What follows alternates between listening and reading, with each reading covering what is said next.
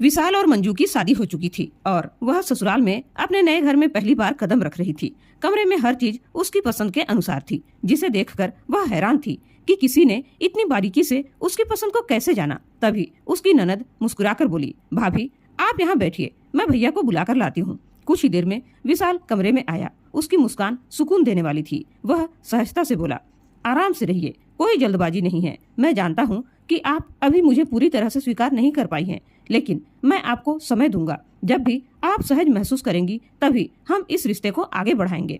मंजू कुछ नहीं कह पाई। विशाल ने बिस्तर की ओर इशारा करते हुए कहा, आप थक गई होंगी, कपड़े बदल लीजिए, चेंजिंग रूम उधर है, तब तक मैं आपके लिए बिस्तर ठीक कर देता हूँ।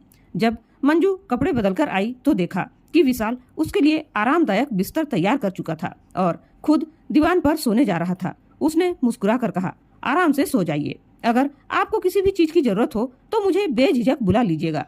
मंजू लेट तो गई, लेकिन बीते दिनों की याद उसे सोने नहीं दे रही थी। वह कॉलेज के दिनों में सिविल सर्विसेज की तैयारी करना चाहती थी, लेकिन उसके पापा ने उसकी शादी जल्द करवाने का फैसला कर लिया।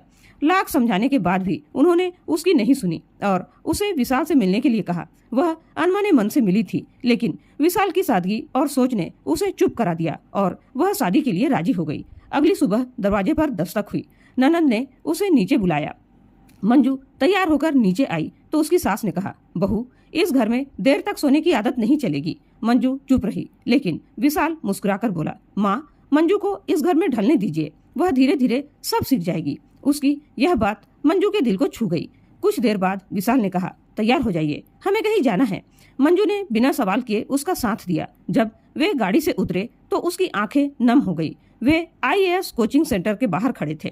विशाल ने बिना उसे बताए उसका एडमिशन करवा दिया था। यह उसके जीवन का सबसे बड़ा और अनमोल उपहार था। तो दोस्तों, सच्चा जीवन साथी वह होता है जो न केवल साथ निभाए बल्कि आपके सपनों को समझे और उन्हें पूरा करने में आपकी मदद करे। शादी जीवन के सपनों का अंत नहीं, बल्कि सही साथी के साथ एक नई उड़ान की शुरुआत है। आपकी इस वीडियो के बारे में क्या राय है, कमेंट करके जरूर बताइएगा। धन्यवाद।